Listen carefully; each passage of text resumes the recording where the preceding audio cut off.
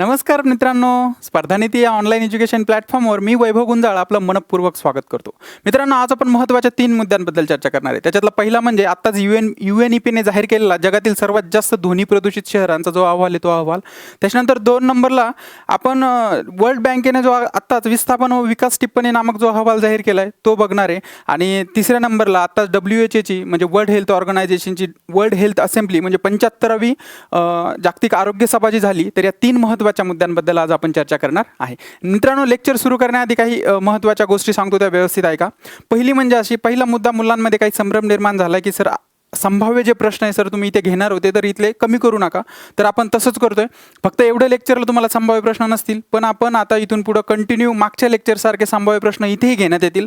आणि टेलिग्राम चॅनलवर जे मी संभाव्य प्रश्न टाकणार होतो तर त्याच्या जागेवर आपण काय करतोय, आता सपोज हे 50 लेक्चर तुम्हाला एक्झामपर्यंत माझा देण्याचा प्रयत्न असेल आणि तुमचे जवळपास जास्तीत जास्त मुद्दे कव्हर करण्याचा प्रयत्न असेल. आणि या 50 लेक्चरमधून जे मुद्दे मला कव्हर होणार नाहीत आणि पण महत्त्वाचे आहेत त्या मुद्द्यांसंदर्भात मी टेलिग्राम चॅनलवर इथून पुढे प्रश्न टाकत चालणार आहे. म्हणजे टेलिग्राम चॅनलवर बऱ्यापैकी त्या प्रश्नांच्या माध्यमातून तुमचे बरेच मुद्दे क्लिअर होतील, बरोबर. आणि इथं हे जे मुद्दे घेतो आणि संभाव्य प्रश्न घेतो हे अशाच प्रकारे कंटिन्यू राहतील. आलं लक्षात. दुसरी एक महत्त्वाचा मुद्दा मित्रांनो, बऱ्याच लोकांनी नोट्स आपल्या घेतलेल्या आहे, पण ज्यांनी घेतल्या नाही त्यांना जर नोट्स पाहिजे असतील, आपल्या 50 लेक्चरच्या पूर्ण PDF नोट्स तुम्हाला मिळून जातील. तर या नंबरवर मेसेज करा, टेलिग्रामवर किंवा व्हॉट्सअपवर तुम्हाला नोट्स मिळून जातील. याचं एक नाममात्र शुल्क आपण ठेवलेलं आहे मित्रांनो.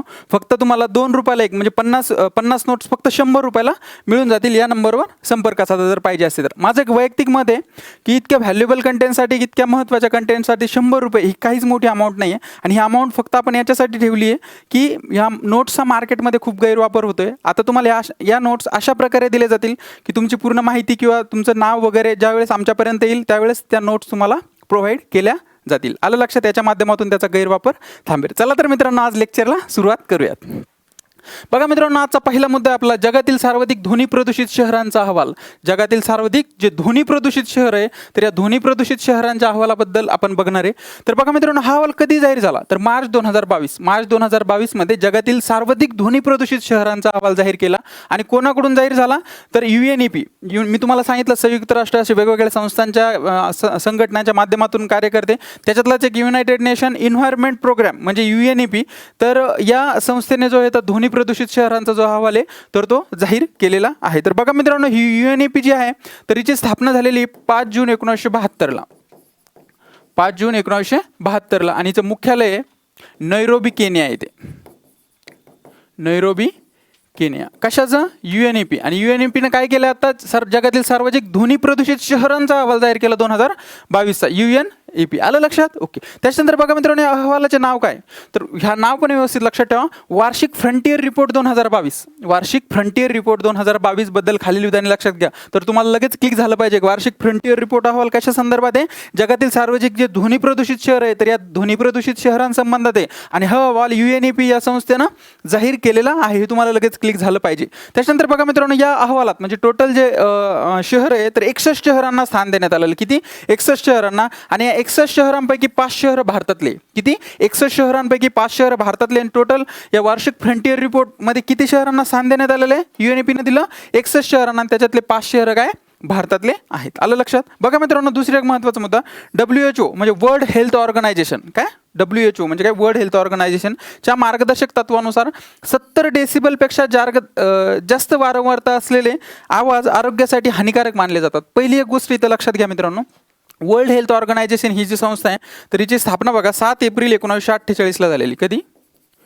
7 एप्रिल 1948. आणि हिचं मुख्यालय जिनिव्हा, स्वित्झर्लंड. जिनिव्हा, स्वित्झर्लंड इथं मुख्यालय. आता ही काय करत असते बघा मित्रांनो, आता ही अनेक कार्य करते, पण त्याच्यातलं महत्त्वाचं कार्य जे इथं आपल्याला याचा संबंध आला ते सांगतो. वर्ल्ड हेल्थ ऑर्गनायझेशन किंवा WHO जी आहे तर ही अनेक मुद्द्यांसंदर्भात किंवा अनेक गोष्टींसंदर्भात आरोग्याशी संबंधित जे आहे तर त्याच्या संदर्भात काही मार्गदर्शक तत्व जाहीर करत असते. आलं लक्षात. मार्गदर्शक तत्व जाहीर करत असते. आणि इथं जे मार्गदर्शक तत्व एक तिनं जाहीर केलेलं आहे की 70 डेसिबलपेक्षा जास्त वारंवारता असलेला, डेसिबल हे वारंवारता मोजण्यात ध्वनी प्रदूषण मोजण्याचं एकक आहे डेसिबल. आलं लक्षात. डेसिबल हे जास्त वारंवारता असलेले आवाज म्हणजे 70 डेसिबलपेक्षा जास्त आवाज ध्वनी मोजण्याचे का मी ध्वनी प्रदूषण 70 डेसिबलपेक्षा किंवा आवाज 70 डेसिबलपेक्षा जास्त वारंवार असलेले आवाज आरोग्यासाठी हानिकारक मानले जातात असं कोणी मार्गदर्शक तत्व ठरवून दिलेलं आहे WHO ने. त्याच्यानंतर दुसरं बघा मित्रांनो, निवासी क्षेत्रासाठी म्हणजे जिथे लोक राहतात तर तिथं 55 डेसिबल इतका जो आवाज आहे तर इतका आवाज सफिशियंट. याच्यापेक्षा जर जास्त आवाज एखाद्या निवासी क्षेत्रामध्ये असेल तर तिथं ध्वनी प्रदूषण होतंय असं कोणाला म्हणायचं आहे? WHO आणि त्यांच्या मार्गदर्शकनुसार असं म्हटलं जातं. आणि रहदारी आणि व्यावसायिक क्षेत्रासाठी 70 डेसिबल म्हणजे ॲव्हरेज किती 70 डेसिबलपेक्षा जर जास्त आवाज कुठे होत असेल तर तिथं ध्वनी प्रदूषण होतं असं गृहीत धरलं जातं. आणि 55 डेसिबल जिथं निवासी किंवा लोक राहतात तिथं 55 डेसिबलपेक्षा जर जास्त आवाज होत असेल तर ध्वनी प्रदूषण होतं असं कुणानुसार? WHOच्या मार्गदर्शक तत्वानुसार. आलं लक्षात? बघा मित्रांनो, वार्षिक फ्रंटियर रिपोर्ट 2022 हा कोणी जाहीर केला? UNEPने जाहीर केला आणि त्याच्यानुसार त्यांनी 61 शहरांना त्यामध्ये स्थान दिलेले. त्यापैकी 5 शहर कुठले? भारतातले. WHOच्या मार्गदर्शक सूचनानुसार 70 डेसिबल इतकं जे याच्यापेक्षा जर जास्त वारंवारता असलेला आवाज असेल तर तिथं ध्वनी प्रदूषण होतं किंवा आरोग्यासाठी हानिकारक आहे असं कोण म्हणतं? WHO. आलं लक्षात? आपण UNEची स्थापना बघितली, मुख्यालय बघितलं, WHOची स्थापना बघितली, मुख्यालय बघतं. आणि 7 एप्रिल हा दिवस जागतिक आरोग्य दिवस म्हणून पण साजरा केला जातो मित्रांनो. काही लोकांना माहिती असेल, काही लोकांना माहिती नसेल. जागतिक आरोग्य दिवस कोणता? 7 एप्रिल. WHOची स्थापना आहे. आलं लक्षात? चालायचं पुढं. ओके. त्याच्यानंतर बघा मित्रांनो, जगातील सर्वाधिक ध्वनी प्रदूषित 5 शहरे. आता त्यांनी आताच 61 शहरांना स्थान दिलं. जगातील सर्वाधिक ध्वनी प्रदूषित शहरांची यादी जाहीर केली. तर जगातील सर्वाधिक ध्वनी प्रदूषित 5 शहरे. त्याच्यानंतर पहिले ढाका बांगलादेश. ढाका बांगलादेश जगातील सर्वाधिक ध्वनी प्रदूषित शहर आहे आणि 119 डेसिबल एवढी आवाजाची वारंवारता तिथे. किती? 119 डेसिबल. आणि कोणतं? ढाका बांगलादेश. त्याच्यानंतर बघा मित्रांनो, मुरादाबाद भारत. मुरादाबाद हे भारतातल्या उत्तर प्रदेशमधलं शहर आहे. भारतातल्या उत्तर प्रदेशमधलं शहर आहे कोणतं? मुरादाबाद. आणि त्याची 114 डेसिबल एवढी वारंवारता आहे. त्याच्यामुळे ते जगातलं 2 नंबरचं सर्वाधिक ध्वनी प्रदूषित शहर आहे. त्याच्यानंतर 3 नंबरला इस्लामाबाद पाकिस्तान 105 डेसिबल. हे आता 5 व्यवस्थित लक्षात ठेवा. त्याच्यानंतर राजशाही बांगलादेशमधलं शहर 103 डेसिबल. आणि होची मिन सिटी व्हिएतनाम 103 डेसिबल. तर हे 5 गोष्टी अगदी व्यवस्थित लक्षात ठेवा. पहिल्या नंबरला कोणतं? ढाका. हे नाव व्यवस्थित लक्षात ठेवा. हे विचारतील नाही तर नाही विचारेल पण तुम्हाला हे नाव माहिती असणं गरजेचं आहे. 1 नंबरला ढाका, 2 नंबरला मुरादाबाद भारत, 3 नंबरला इस्लामाबाद पाकिस्तान, 4 नंबरला राजशाही बांगलादेश आणि 5 नंबरला होची मिन सिटी व्हिएतनाम. तर हे अशी 5 शहर आहेत ते जगातील सर्वाधिक ध्वनी प्रदूषित शहर आहे. कशानुसार? वार्षिक फ्रंटियर रिपोर्ट UNEPने जो जाहीर केला 2022 त्यानुसार. आलं लक्षात? ओके. त्याच्यानंतर बघा मित्रांनो, दुसरे भारतातील इतर 4 ध्वनी प्रदूषित शहर. इतर 4 म्हणजे काय? बघा 61 शहरं होते टोटल. 61 शहरामध्ये किती भारतातल्या किती शहरांना स्थान मिळालं? किती शहरांचा समावेश आहे? 5 शहरांचा. आलं लक्षात? आता आपण एक बघितलं कोणतं? मुरादाबाद भारत. मग राहिले किती? 4. म्हणून इतर 4 ध्वनी प्रदूषित शहर. आलं लक्षात? ओके. त्यामध्ये पहिलं बघा मित्रांनो, कोलकाता 89 डेसिबल. त्याच्यानंतर आसानसोल तो पण 89 डेसिबल. त्याच्यानंतर जयपूर 84 डेसिबल आणि दिल्ली 83 डेसिबल. हे आसानसोल जे शहर आहे ना हे पश्चिम बंगालमध्ये. भारतात कुठे? कारण आपण भारतातले इतर 4 शहर बघतोय ना, तर आसानसोल हे शहर कुठे? पश्चिम बंगालमध्ये. जयपूर तुम्हाला माहिती आहे राजस्थान. आलं लक्षात? तर हे भारतातले असे 5 शहर आहे जे 61 शहरांमध्ये त्यांना स्थान मिळालं आणि तिथं सर्वाधिक ध्वनी प्रदूषित शहर आहे. त्याच्यानंतर बघा मित्रांनो, जगातील सर्वाधिक शांत 3 शहरे. म्हणजे शांत म्हणजे काय? तिथं कमीत कमी ध्वनी प्रदूषण होतं असे 3 शहर आपण बघूयात. त्यामधलं पहिले इरबिड. काय? इरबिड. जॉर्डन या देशात असलेलं इरबिड हे शहर आहे. तर याचं किती? 60 डेसिबल फक्त. आता मला सांगा, हे शांत शहर आहे याचा अर्थ इथं ध्वनी प्रदूषण होत नाही, बऱ्यापैकी होत नाही. आणि मला सांगा WHOनं काय नियामक मार्गदर्शक तत्व ठरवून दिलेलं आहे की 70 डेसिबलपेक्षा जर एखाद्या ठिकाणी ध्वनी प्रदूषण होत असेल आणि निवासी ठिकाणी 55 डेसिबल पेक्षा जर जास्त आवाज तिथं असेल, वारंवार आवाजाचे असेल तर तिथं ध्वनी प्रदूषण होतं असं WHOचे मार्गदर्शक तत्व म्हणतं. पण इथं 70 डेसिबलपेक्षा कुठेच जास्त नाही. आलं लक्षात? याचा अर्थ काय? की हे जगातील सर्वाधिक शांत शहर आहे. त्याच्यामध्ये Irbid Jordan 60 decibel, Lyon France 69 decibel आणि माद्रिद स्पेन 69 डेसिबल. तर हे असे 3 शहर आहे ज्यामध्ये कमीत कमी ध्वनी प्रदूषण होतं. जगातील सर्वाधिक शांत शहर ती आहे. कोणते कोणते? इरबिड. कुठं? जॉर्डन. जगातलं सर्वाधिक शांत शहर आहे जॉर्डन या देशातलं. कोणतं? इरबिड. त्याच्यानंतर लिओन फ्रान्स 2 नंबरला जगातील सर्वात शांत शहर आहे. आणि माद्रिद स्पेन हे पण जवळपास 2 किंवा 3 नंबरला जगातील सर्वात शांत शहर आहे. हे 3 गोष्टी व्यवस्थित लक्षात ठेवा. पहिलं ढाका बांगलादेश सगळ्यात जास्त ध्वनी प्रदूषित शहर आहे. त्याच्यानंतर मुरादाबाद भारत, इस्लामाबाद राजशाही आणि होची मिन सिटी हे 5 शहर व्यवस्थित लक्षात ठेवा. 61 शहरामध्ये भारतातल्या 5 शहरांना स्थान आहे. त्यामधलं मुरादाबाद 1 नंबर, कोलकाता, आसानसोल, जयपूर आणि दिल्ली हे 5 शहरं त्यामध्ये आहेत. आलं लक्षात? चलायचं पुढं. ओके. त्याच्यानंतर बघा मित्रांनो, मला असं वाटतं तुम्हाला UNEP-नं जो जाहीर केला वार्षिक फ्रंटियर रिपोर्ट यानुसार जगातील सर्वाधिक ध्वनी प्रदूषित शहरांचा जो अहवाल आहे तर तो अगदी अचूकरित्या व्यवस्थित कळाला असेल. आता आपण दुसऱ्या मुद्द्याकडे वळूयात. चालायचं? ओके. त्यामध्ये बघा मित्रांनो, 75वी जागतिक आरोग्य सभा 2022, जागतिक आरोग्य सभा 2022, वर्ल्ड हेल्थ असेंब्ली ऑर्गनायझेशन आहे. वर्ल्ड हेल्थ असेंब्ली म्हणजे WHO आणि वर्ल्ड हेल्थ असेंब्ली म्हणजे आरोग्य सभा, हे दोन गोष्टी वेगळ्या आहेत. त्या मी तुम्हाला सांगतो. तर हे वेगळं हां, वर्ल्ड हेल्थ असेंब्ली. आता ही वर्ल्ड हेल्थ असेंब्ली जी तर WHOचीच सभा आहे.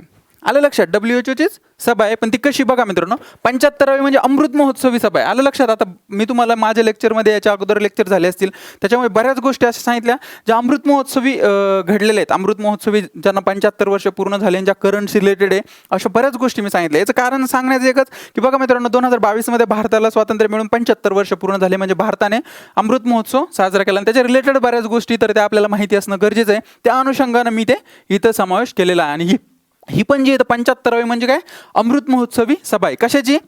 वर्ल्ड हेल्थ ऑर्गनायझेशनची. म्हणजे WHOची 75वी सभा, वर्ल्ड हेल्थ असेंब्ली कितवी आहे? 75वी आहे. आणि तिच्याबद्दल आपण इथे बघणार आहेत. बघा मित्रांनो, 2022 WHOची ही अमृत महोत्सवी सभा होती. अमृत महोत्सवी सभा होती आणि ती कधी पार पडली तर 22 ते 28 मे 2022. 22 ते 28 मे 2022 या कालावधीमध्ये WHOची जी वर्ल्ड हेल्थ असेंब्ली जागतिक आरोग्य सभा आहे तर ही सभा पार पडली 22 ते 28 मे 2022. हा मुद्दा व्यवस्थित लक्षात द्या, तुम्हाला अगदी अचूकरित्या कळेल. फक्त शेवटपर्यंत बघा, म्हणजे बऱ्याच मुलांना पुढच्या गोष्टी क्लिअर नाही, त्याच्यामुळे इथं थोडं कन्फ्युजन निर्माण होत असेल, पण पुढे आलं की तुम्हाला सगळ्या गोष्टी व्यवस्थित क्लिअर होतील. बघा मित्रांनो, जिनिव्हा स्वित्झर्लंड. आता WHOची स्थापना मी सांगितलं तुम्हाला 7 एप्रिल 1948 आणि मुख्यालय सांगितलं जिनिव्हा स्वित्झर्लंड. म्हणजे तिचं ठिकाण पण कुठं असणार? Geneva Switzerland. आलं लक्षात? ओके. त्याच्यानंतर मूळ संकल्पना बघा, म्हणजे ही वर्ल्ड हेल्थ असेंब्ली जी झाली 2022ची 75वी WHOची, तर तिची संकल्पना होती शांततेसाठी आरोग्य आणि आरोग्यासाठी शांतता. ही व्यवस्थित लक्षात ठेवा. काय? शांततेसाठी आरोग्य आणि आरोग्यासाठी शांतता. त्याच्यानंतर बघा मित्रांनो, भारताची उपस्थिती 23 मे म्हणजे 22 ते 28 मे या कालावधीत ती पार पडली. आणि आरोग्यमंत्री मनसुख मांडवीय जे आहेत आपले केंद्रीय आरोग्यमंत्री, तर त्यांनी या सभेला 23 मे रोजी उपस्थिती लावली होती. ह्या गोष्टी इथं लक्षात घ्या. आता बघा मित्रांनो, आधी अमृत महोत्सवी सभा म्हणजे काय? आता काय होतं, 22 ते 28 मे मध्ये सपोज आता WHOचे जवळपास 194 सदस्य राष्ट्र, किती? 194 सदस्य राष्ट्र. तर हे सदस्य राष्ट्र या कालावधीमध्ये तिथे उपस्थित राहतात. आलं लक्षात? आणि तेव्हा ती सभा तिथे पार पडते. आता तुम्हाला पुढच्या मुद्दे क्लिअर होतील. भारताचं कोण उपस्थित होतं 23 मे रोजी? कोण? मनसुख मांडवीय, भारताचे केंद्रीय आरोग्य मंत्री. आलं लक्षात? ओके. त्याच्यानंतर बघा मित्रांनो, आरोग्य सभेविषयी. आता तुम्हाला आरोग्य सभा पार पडली हे तर मी सांगतो, पण नेमकं आरोग्य सभा आहे तरी काय हे आपण व्यवस्थित बघू, म्हणजे तुम्हाला वरच्या गोष्टी लगेच क्लिअर होतील. बघा मित्रांनो, WHOची ही निर्णय घेणारी संस्था आहे. WHOची काय? निर्णय घेणारी संस्था आहे. तुम्हाला मी एक वेगळं उदाहरण देतो, त्याच्यावर लगेच तुम्हाला ह्या गोष्टी लक्षात येतील. त्या कशा? बघा मित्रांनो, सपोज असं समजा भारत सरकार आहे. काय? भारत सरकार आहे. मला सांगा, भारत सरकारने एखादा कायदा केला, कायदा करणे वगैरे, भारत सरकारचे हे कामं कोण बघतं, निर्णय कोण घेते कायद्यासंबंधी? असं उदाहरण म्हणून लक्षात घ्या. तुम्हाला हे लक्षात येईल हे सांगितल्यानंतर. कोण घेतं? संसद. बरोबर. आता संसदेने एखादा कायदा केला तर आपण काय म्हणतो? भारत सरकारनेच कायदा केला. बरोबर. मला सांगा, संसद निर्णय केव्हा घेते, कायदा केव्हा करते? काही केंद्रीय मंत्रिमंडळ, एखादा केंद्रीय मंत्रिमंडळ किंवा कार्यकारी मंडळ असेल, सपोज यांनी एखादा ठराव मांडला, हा ठराव मांडल्यानंतर तो संसदेत येतो, संसदेत तो पास होतो. बरोबर. आणि ते भारत सरकारने आपण काहीतरी केलं असं म्हणतो. आता इथं एकच गोष्ट लक्षात घ्या, भारत सरकार म्हणजे WHO समजा, भारत सरकार म्हणजे काय समजा? WHO समजा. आणि संसद म्हणजे काय सांगा? वर्ल्ड हेल्थ असेंब्ली, जागतिक आरोग्य सभा असं समजा. आलं लक्षात? ह्या दोन गोष्टी इथं लक्षात घ्या. आणि केंद्रीय मंत्रिमंडळ कार्यकारी मंडळाचा संबंध येईलच पुढं, तो कसा येईल ते मी सांगतो. बघा मित्रांनो, दरवर्षी आयोजित होते. कुठं? Geneva Switzerland. दरवर्षी आयोजित होते. आता बघा, जवळपास 7 एप्रिल 1948 ते 2022-23 पर्यंत जवळपास 75 वर्ष पूर्ण होतात. आणि ही दरवर्षी आयोजित होते, म्हणून 75वी की अमृत महोत्सवी सभा आहे. आता बघा मित्रांनो, हे सांगितलेलं मी, आता तुम्हाला त्याचा संबंध येईल. बघा मित्रांनो, WHOच्या सर्व सदस्य देशातील, म्हणजे जवळपास किती सदस्य सांगितले मी WHOचे तुम्हाला? 94 शिष्टमंडळे उपस्थित राहतात. सदस्य देशातील जे शिष्टमंडळ किंवा सदस्य आहेत ते तिथे उपस्थित राहतात, जे WHOचे सदस्य आहे ते. आणि कार्यकारी मंडळाने, आता अलग लक्षात, कार्यकारी मंडळाने तयार केलेल्या विशिष्ट आरोग्य अजेंड्यावर लक्ष केंद्रित करतात. म्हणजे जी WHO आहे हिचं एक कार्यकारी मंडळ आहे, म्हणजेच आपलं जे भारताचं कार्यकारी मंडळ मी तुम्हाला सांगितलं, ओके, कार्यकारी मंडळ. या कार्यकारी मंडळाने तयार केलेल्या विशिष्ट आरोग्य अजेंड्यावर, आता आपण एखादा ठराव, हे कार्यकारी मंडळ एखादा सपोज एखाद्याने ठराव मारला, त्याच्यावर कोण पारित करते याला? संसद. आलं लक्षात? संसद. आणि इथं तेच दिले त्यांनी, WHOच्या सर्व सदस्य देशातील शिष्टमंडळी उपस्थित राहतात आणि कार्यकारी मंडळाने तयार केलेल्या विशिष्ट आरोग्य अजेंड्यावर लक्ष केंद्रित करतात. म्हणजे याने एखादा आरोग्य अजेंडा कार्यकारी मंडळाने जर हे केला तर त्याच्यावर लक्ष कोण करतं? संसद. संसद. तर इथं आपण दुसरं काय घ्यायचं? वर्ल्ड हेल्थ असेंब्ली ह्या जागतिक आरोग्य सभेच्या माध्यमातून जे आहे तर ते येथे लक्ष केंद्रित केलं जातं. आलं लक्षात? आता WHOचं कार्य काय? WHAचं कार्य काय आहे? ओके. त्याच्यानंतर बघा मित्रांनो, जागतिक आरोग्य सभेची मुख्य कार्य काय? आता तुम्हाला वर्ल्ड हेल्थ असेंब्ली म्हणजे आरोग्य सभा हे तर काय हे कळलं, पण त्याची मुख्य कार्य काय आहे ते आपण बघूयात. आणि जे कार्यकारी मंडळ आहे तर या 194 सदस्यामधूनच जे सदस्य असतात त्या कार्यकारी मंडळावर असतात. आणि बघा मित्रांनो, आपलं बी कार्यकारी मंडळ की जे आपण मंत्री, सपोज मंत्री असं समजा, जे केंद्रीय मंत्री, राज्यमंत्री, ते मंत्री कुठले असतात? संसदेतलेच असतात. आलं लक्षात? मग याचे जे WHOचे किंवा सरकार WHOचे जे 194 सदस्य त्याच्यामधूनच हे लोक असतात आणि हे मोजके लोक याच्यातून एखादा अजेंडा क्रिएट करतात आणि याच्यावर निर्णय कोण घेतं? World health assembly. किंवा चर्चा कोण करतं? World health assembly. आलं लक्षात? ओके. त्यामध्ये बघा मित्रांनो, WHOची धोरणे निश्चित करणे. आता WHOची धोरणे निश्चित करणे हे कोणाचं काम आहे? वर्ल्ड हेल्थ असेंब्लीचं. आलं लक्षात? त्याच्यानंतर WHOच्या महासंचालकाची नियुक्ती करणे. WHOचे जे महासंचालक आहे त्याची नियुक्ती पण कोण करतं? World health assembly. आलं लक्षात? त्याच्यानंतर आर्थिक धोरणाचे पर्यवेक्षण WHOचे जवळपास सगळे कामं हेच करतं, वर्ल्ड हेल्थ असेंब्ली. त्याच्यानंतर प्रस्तावित कार्यक्रमाच्या बजेटचे पुनरावलोकन करणे व ते मंजूर करणे. प्रस्तावित जे काही कार्यक्रम असले, त्याचं बजेट असलं, त्याचं पुनरावलोकन करणे आणि ते मंजूर करणं हे पण काम कोण करतं? World health assembly. आणि ती कशाच्या अंतर्गत असते की कोणाची सभा असते? मुख्य WHOची. आता तिचं कार्य काय ते तुम्हाला बऱ्यापैकी शॉर्टमध्ये तरी लक्षात आलं असेल, लिंक तरी लागली असेल की नेमकं काय तिचे स्थान आहे, त्याच्यामुळे ह्या बाकी गोष्टी कळायला तुम्हाला सोप्या गेल्या असतील. आणि बघा मित्रांनो, WHOच्या महासंचालकाची नियुक्ती करणे, तर याचं सध्या WHOचे जे महासंचालक आहे तर ते हे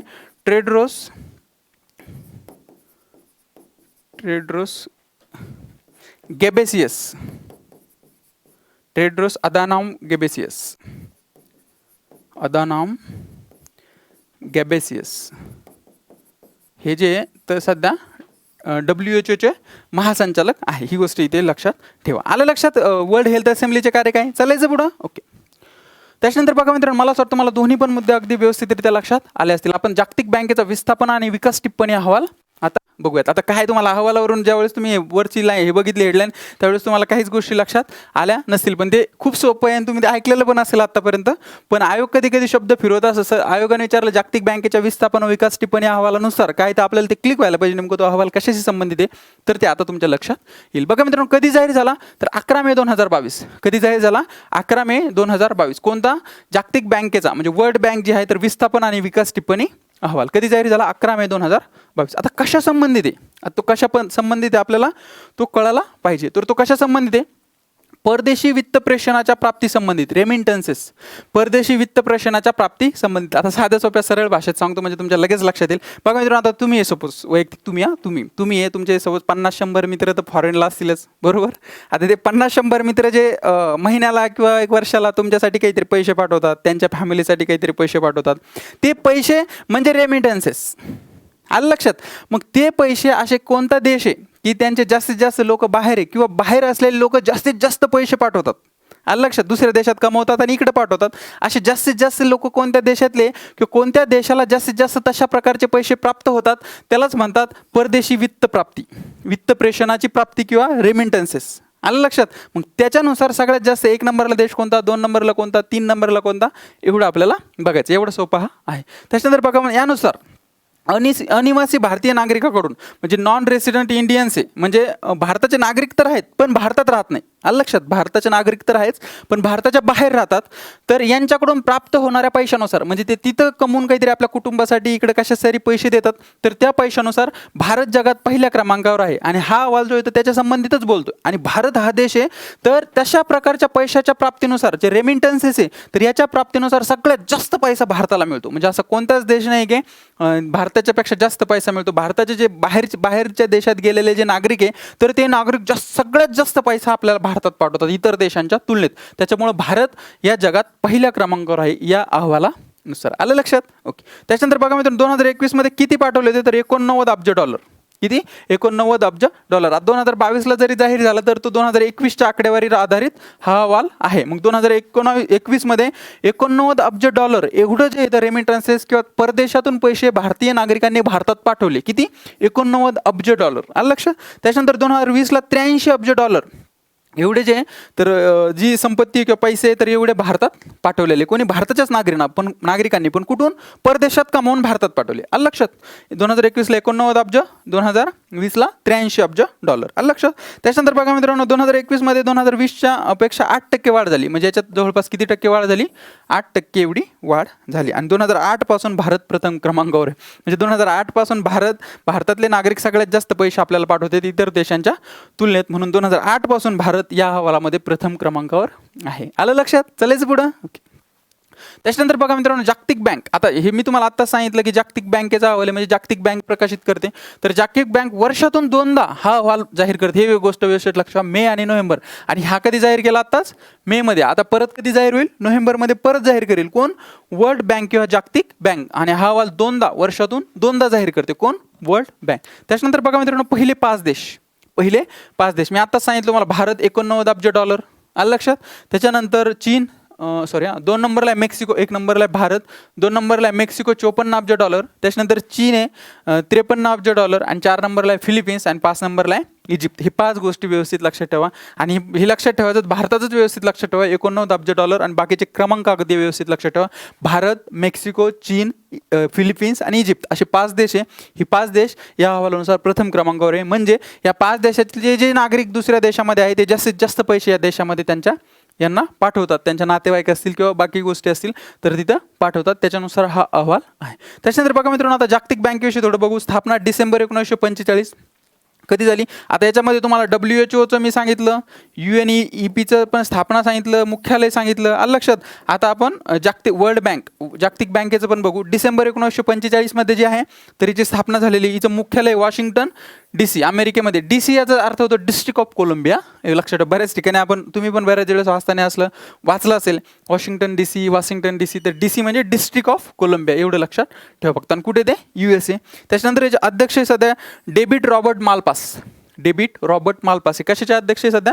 WHOचे. आणि जे सदस्य देश आहे 189. किती? 189. मला असं वाटतं ह्या गोष्टी तुमच्या अगदी हे लक्षात ठेवण्यासारख्या आणि तुमच्या लक्षात राहिले असतील असं मी गृहीत धरतो. चलायचं पुढं. ओके. तर बघा मित्रांनो ते संभाव्य प्रश्न फक्त एवढ्याच लेक्चरला नाही, इथून पुढे जे लेक्चर होतील त्याला सगळ्या लेक्चरला संभाव्य प्रश्न असतील. म्हणजे जसे आपले पहिल्याने चालू होते तसे. आणि टेलिग्राम चॅनल जॉईन करायला विसरू नका. मी टेलिग्राम चॅनलवर अशा प्रकारचे प्रश्न टाकतो जे मला या इकडे शिकवण्यामध्ये जे मुद्दे कव्हर होणार नाही त्या मुद्द्यांसंदर्भात मी तिथे प्रश्न टाकतो. आणि तुमचे जास्तीत जास्त मुद्दे कव्हर करणं हाच माझा उद्देश आहे. त्याचा तुमचा परीक्षेला फायदा व्हावा एवढाच प्रामाणिक हेतू आहे. त्याच्यामुळं इथं व्यवस्थित बघत चला. आणि टेलिग्राम चॅनल जॉईन करून मी टेलिग्राम चॅनलवर जे प्रश्न टाकतो ते अगदी अचूकरित्या सोडवण्याचा प्रयत्न करायचा आणि लक्षात ठेवण्याचा प्रयत्न करायचा. आलं लक्षात? चला तर मित्रांनो भेटू. थँक्यू.